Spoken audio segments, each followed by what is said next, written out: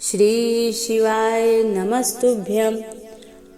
भगवान शिव ने बताया, पिता के घर में रहने वाली कन्या कौन सा पाप करती हैं। एक दिन की बात है जब देवी पार्वती जी पृथ्वी लोक से भ्रमण कर भगवान शिव के पास आती हैं और कहती हैं, हे परम परमेश्वर, देवों के देव प्राणनाथ, आज मैं जब मृत्यु लोक पर भ्रमण कर रही थी तब मैंने देखा कुछ कन्याएं अपने पिता के घर में अधिक समय तक रह रही हैं, जबकि पिछले युग में कन्याओं का विवाह कम उम्र पर होता था और वे तभी से अपने पति के घर में रहने को जाती थी। तथा मैंने एक विचित्र घटना भी देख ली।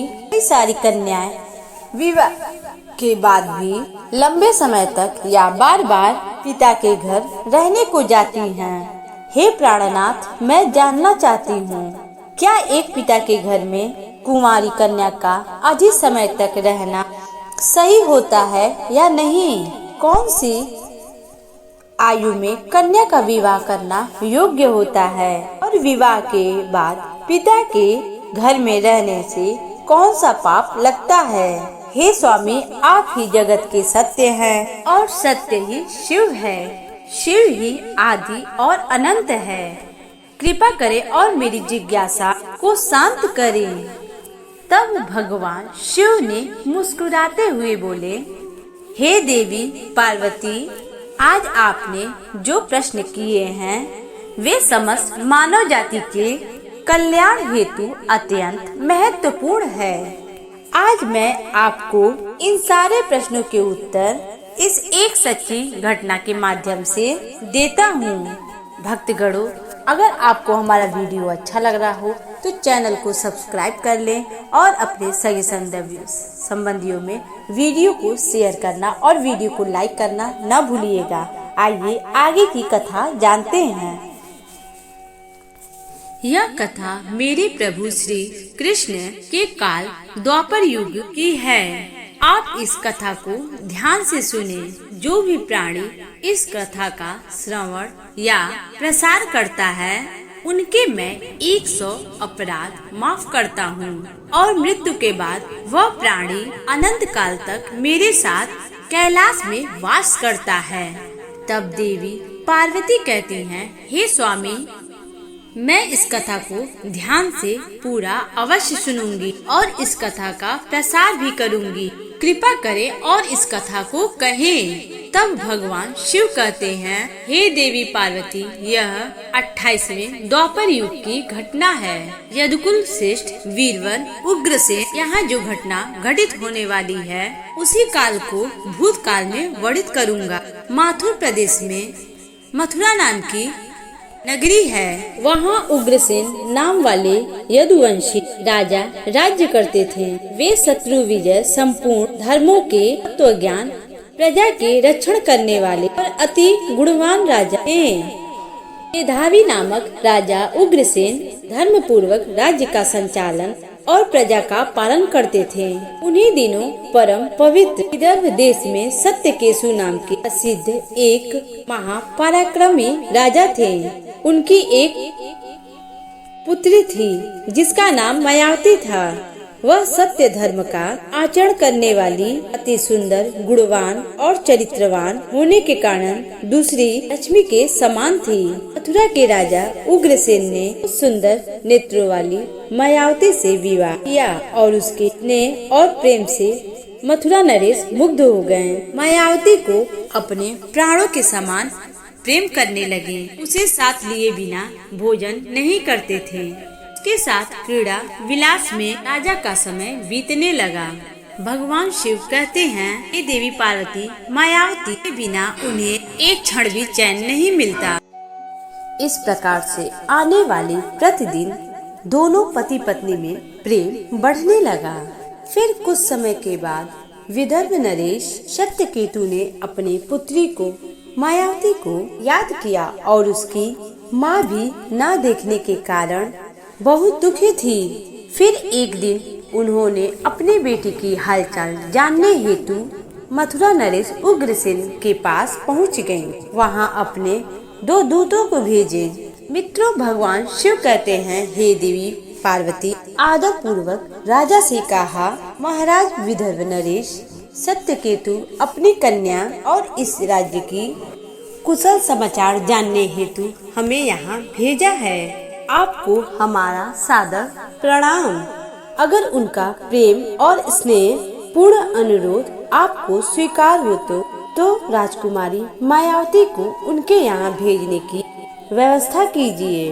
वे अपनी पुत्री को देखना चाहते हैं। मित्रों, भगवान शिव कहते हैं, हे देवी पार्वती, राजा उग्रसेन ने जब दूतों के मुंह से यह बात सुनी तो वे भी प्रसन्न हो गए, क्योंकि वे भी चाहते थे रानी मायावती आराम करने हेतु उनके पिता के यहाँ जाना चाहिए। तब उन्होंने स्नेह और उदारता के कारण अपनी पत्नी मायावती को विदर्भ राज के यहाँ भेज दिया। पति के भेजने के साथ मायावती बड़े ही खुश के साथ अपने मायके आ गई। वहाँ पहुंचकर उसने अपने पिता के चरणों में प्रणाम किया। उसके आने से महाराज सत्यकेतु को भी बड़ी प्रसन्नता हुई। फिर भगवान शिव कहते हैं, हे देवी पार्वती, मायावती वहाँ अपने सखियों के साथ मन से मुग्ध होकर घूमने लगी। पहले ही भांति वन, तालाब और राज्य में विहार करने लगी, क्योंकि वह विवाह के बाद पहली बार अपने पिता के घर आई थी। यहाँ आकर वह फिर से बालिका बन गई। फिर कुछ दिन बीतने के बाद वह भूल गई उनका विवाह हो चुका है। उनके बर्ताव में लज्जा संकोच का बर्ताव अब नहीं रहा। फिर भगवान शिव कहते हैं, हे देवी पार्वती, एक दिन की बात है, रानी मायावती अपने सखियों के साथ एक सुंदर पर्वत पर सैर करने के लिए गई। वहाँ एक रमणीय वन दिखाई दिया जो केले के उद्यानों से शोभा आ रहा था। उस पर भी फूलों की पहाड़ थी। तब उस राजकुमारी ने देखा कि एक ओर ऐसा रमणीय पर्वत और दूसरी ओर सुंदर वन और बीच में स्वच्छ जल से भरा सर्वतोभद्र नामक तालाब है। एक छोटी बालिका की तरह वह अपनी सभी सखियों के साथ खेलने लगी। सभी इस संसार को भूलकर खेल कूद में मंत्रमुग्ध होकर खेलने लगी। फिर वे तालाब में उतर गई और हंसते गाते हुए जल क्रीड़ा करने लगी। मित्रों, फिर भगवान शिव कहते हैं, हे पार्वती, उसी समय कुबेर का सेवक कुबिल नाम का दैत्य दिव्य विमान पर बैठकर आकाश मार्ग में कहीं जा रहा था। तब उसी समय तालाब के ऊपर आने पर उसकी दृष्टि विदर्भ महारानी मायावती के पर पड़ी, जो निर्भय होकर स्नान कर रही थी। गोविल के पास दैवी शक्ति होने के कारण उसने निश्चित रूप से जान लिया यह विदर्भ नरेश की कन्या और महाराज उग्रसेन की प्यारी पत्नी है। तब वह मन ही मन कहने लगा, यह तो पतिव्रता होने के कारण आत्मबल से ही सुरक्षित है। किसी भी पुरुष को इसे प्राप्त करना अत्यंत कठिन है। उग्रसेन अत्यंत महामूर्ख है, जो उसने ऐसी सुंदर पत्नी को मायके भेज दिया है। यह पतिव्रता नारी पराय पुरुष दुर्लभ है और इधर कामदेव मुझे अत्यंत पीड़ा दे रहा है। मैं किस प्रकार इसे के पास निकट जाऊं और इसका उपभोग करूं।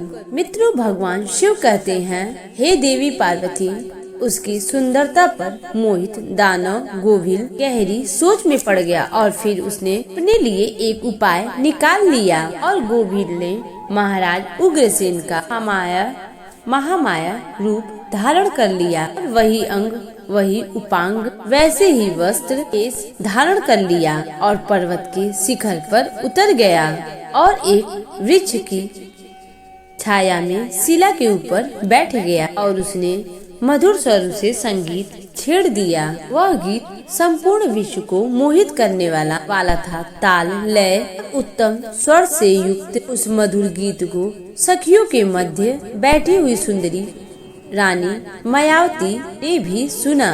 सोचने लगी, ऐसा मनमोहक गीत कौन गायक गा रहा है। राजकुमारी के मन में उसी देखने के लिए तीव्र इच्छा जगी। उसने अपने सखियों के साथ जाकर देखा। तब अशोक की छाया में सुंदर प्रतापी बैठा कोई पुरुष गा रहा है। वह महाराज उग्रसेन के जैसा दिखाई दे रहा है। मित्रों, भगवान शिव कहते हैं, हे देवी पार्वती, वास्तव में वो तो राजा के भेष में नीच दानव गोविल था। मायावती विचार करने लगी, मेरे स्वामी मथुरा नरेश अपना राज्य छोड़कर इतने दूर कब और कैसे आ गए। वह इस प्रकार सोच ही रही थी कि उस पापी ने स्वयं ही पुकारा है, प्रिय आओ, तुम्हारे बिना देवी मैं नहीं जी सकता। सुंदरी, तुमसे अलग रहकर मेरे जीवन के लिए रहना अत्यंत कठिन है। तुम्हारे स्नेह ने मुझे मोह लिया है, तब मैं तुम्हें छोड़कर कभी भी कहीं भी नहीं रह सकता। अपने पति रूपधारी दैत्य के ऐसा कहने से मायावती थोड़ी सी लज्जित होकर उसके सामने गई। वह मायावती का हाथ पकड़कर उसे एकांत स्थान पर ले गया और वहां अपनी इच्छा के अनुसार उसका उपभोग किया। मित्र, भगवान शिव कहते हैं, हे देवी पार्वती, महाराज उग्रसेन के गुप्त अंग में खास निशानी थी, वो उस पुरुष में नहीं दिखाई दी। इससे मायावती के मन में संदेह उत्पन्न हो गया। राजकुमारी ने अपने वस्त्र संभाल कर पहन लिए, किंतु उसके हृदय में इस घटना से बड़ा ही दुख हुआ। वह क्रोध में भरकर नीच दानव बोलकर बोली, गोभिल, तुम कौन हो? जल्दी बता, तू कौन है? तेरा आकार दानव जैसा है, तू पापाचारी निर्दयी है। कहते कहते आत्मग्लानि के कारण उसके आंखें भर आई। वह श्राप देने के लिए उद्यत होकर बोली, दुरात्मा, तूने मेरे पति के रूप में आकर मेरे साथ छल किया और इस धर्म में शरीर को अपवित्र के मेरे उद्यम पाप वृत्त का नाश कर डाला। अब तू मेरा भी प्रभाव देख ले, मैं तुझको अत्यंत कठोर श्राप दूंगी। उसकी बात सुनकर गोभिल ने कहा, हे प्रतिव्रता नारी, भगवान श्री विष्णु तथा उत्तम के भय से तो राक्षस और दानव दूर भागते हैं। मैं तो दानव धर्म के अनुसार इस पृथ्वी पर विचर रहा हूँ। पहले मेरे दोष का विचार करो, इस अपराध पर तुम मुझे श्राप देना चाहती। मायावती बोली, हे पापी, मैं साध्वी और पतिव्रता हूँ। मेरे मन में केवल अपने पति के लिए कामना रहती है। मैं सदा उन्हीं के लिए तपस्या किया करती हूँ। मैं अपने धर्म मार्ग पर स्थित थी, किंतु तुमने माया रचकर मेरे धर्म के साथ ही मुझे भी नष्ट कर दिया। इसलिए हे दुष्ट, तुझे मैं भस्म कर डालूंगी। तब गोभिल बोला, हे राजकुमारी, यदि तुम उचित समझो तो यह मेरी बातें ध्यान से सुनो। मैं धर्म की ही बात कह रहा हूँ। जो स्त्री प्रतिदिन मन, वाणी और काम से अपने पति की सेवा करती है, पति के संतुष्ट रहने पर स्वयं ही संतोष का अनुभव करती है, प्रति क्रोधी होने पर भी उसे कभी नहीं छोड़ती, के दोषों और गुनाहों की ओर ध्यान नहीं देती, उसके मानने पर भी प्रसन्न होती है और पति के सभी कामों में आगे रहती है, वही नारी पतिव्रता कही गई है। यदि स्त्री इस लोक में अपना कल्याण करना चाहती हो, पतित, रोगी, अंगहीन, सब धर्मों से रहित पापी पति का भी परित्याग न करे। जो पति को छोड़कर जाती, उसे अपने दूसरे कामों में मन लगाती है और संसार में सब धर्मों से बहिष्कृत व्यभिचारिणी समझी जाती है। तो पति के अनुपस्थित में तरह तरह के व्यंजन पकवान का स्वाद लेती हैं तथा श्रृंगार करती हैं, उसे मनुष्य उल्टा कहते हैं। तो भगवान शिव कहते हैं, हे देवी पार्वती, गोभिल आगे कहता है, मुझे वेद और शास्त्रों द्वारा एक गुरु के द्वारा प्राप्त धर्म का ज्ञान है। गृहस्थ धर्म का परित्याग करके पति की सेवा छोड़कर यहाँ किस लिए आई हो? इतना होने के बावजूद भी मुँह से कहती हूँ मैं पतिव्रता हूँ। कर्म से तुम्हें तो पातिव्रता का छोटा सा अंश भी नहीं दिखाई देता है। डर, भय, हिम्मत छोड़कर पर्वत वन घूमती हो, इसलिए पापनी हो। मैंने यह महान दंड देकर सीधी राह पर लगाया है। अब कभी भी तुमसे ऐसी दृष्टता नहीं हो सकती है। बताओ, पति को छोड़कर किस लिए यहाँ आई हो? यह श्रृंगार, यह आभूषण तथा यह सुंदर वेशभूषा करके क्यों खड़ी हो? ये पापनी, बोलो, किस लिए और किसके लिए? यह सब क्या है, कहाँ और कैसे तुम्हारा पातिव्रत्य? आओ तो मेरे सामने व्यभिचारिणी स्त्रियाँ मान बर्ताव करने वाली नारी। समय तुम अपने पति से 4 कोस दूर हो। में पति को देवता मानने का भाव, दुष्टता कहीं की तुम में लज्जा की भाव नहीं आती। तुम में मेरे सामने बर्ताव और घृणा होती है। तुम क्या मेरे सामने बोलती हो? कहाँ है तुम्हारी तपस्या का प्रभाव? कहाँ है तुम्हारा तेज और बल? आज ही मुझे दिखाओ। मायावती बोली, ओ नीच असुर, स्नेहवश पति के घर से मुझे लाया है।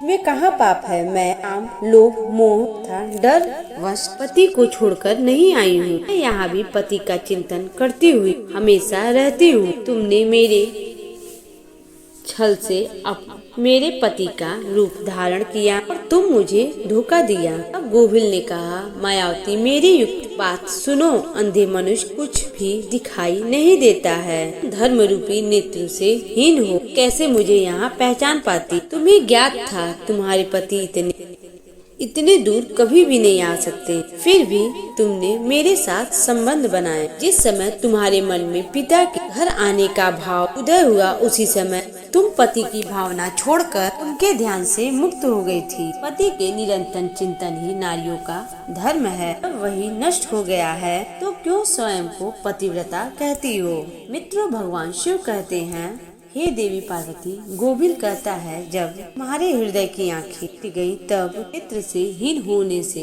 तुम मुझे कैसे पहचानती? गोभिल की बात सुनकर राजकुमारी मायावती जमीन पर बैठ गई और उसके हृदय में बड़ा ही दुख हो रहा था। गोभिल ने फिर कहा, हे राजकुमारी, मैंने तुम्हारा जो अपने वीर की स्थापना की है, ये तीनों लोगों को त्रास पहुंचाने वाला पुत्र उत्पन्न होगा। फिर भगवान शिव कहते हैं, हे देवी पार्वती, ऐसा कहकर वह दानव वहाँ से चल गया। एक दानव ज्ञानी था, किंतु वह बड़ा दुराचारी और पापात्मा था। उसके चले जाने के बाद मायावती अत्यंत दुखी होकर रोने लगी। इससे रोने की आवाज सुनकर सखियां उसके पास आ गईं। पूछने लगी, राजकुमारी मायावती, आप क्यों रो रही हैं? मथुरा नरेश महाराज उग्रसेन कहाँ चले गए? मायावती ने अत्यंत दुखी होकर रोते रोते अपने चले जाने की सारी बातें बता दी और फिर सभी सहेलियां से पिता के घर में ले आई। उस समय वह शोक से कतराती हुई थर थर काँप रही थी। सखियों ने मायावती के माता के सामने सारी घटना सुना दी। उसे सुनते ही महारानी अपने पति की महल में गयी। उससे अपने कन्या का सारा वृत्तांत कही। उसे सुनकर महाराज सत्यकेतु को बड़ा दुख हुआ। उन्होंने सवारी, वस्त्र आदि देकर कुछ लोगों के साथ पुत्री को वापस मथुरा में उसके पति के घर भेज दिया। महात्मा महाराजा उग्रसेन मायावती को देखकर बड़ा ही प्रसन्न हुए।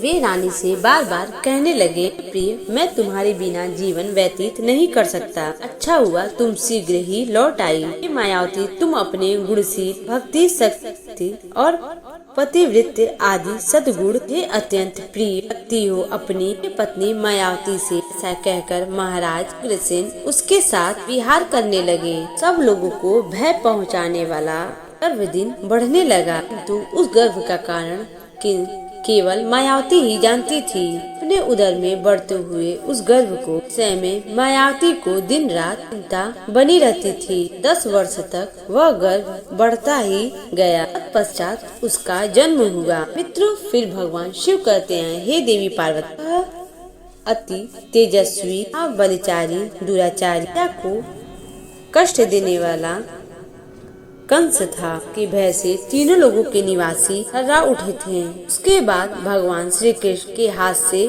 मारा गया, मोक्ष को प्राप्त हुआ। अब देवी पार्वती कहती हैं, स्वामी, ऐसी घटना भविष्य में संघटित होने वाली है, मैंने भी सुन रखा है। हे देवी, मैंने आपसे जो कुछ भी कहा है वह समस्त प्राणों का निश्चित मत है। इस प्रकार पिता के घर में रहने वाली कन्या बिगड़ जाती हैं। पिता को कन्या को घर में रखने से और ज्यादा मोह नहीं करना चाहिए। भगवान शिव कहते हैं, हे देवी पार्वती, अब मैं आपको कुंवारी कन्याओं के कुछ ऐसे विषय पर बताऊंगा, आप सभी ध्यान पूर्वक सुने।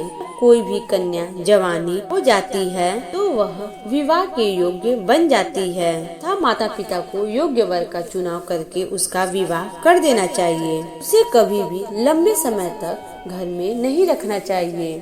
पति के घर में ही उसका पालन पोषण होना चाहिए। वहाँ वह रहकर भक्ति पूर्वक उत्तम गुण सीखती है, पति की सेवा करती है और उससे कुल की कीर्ति बढ़ती है।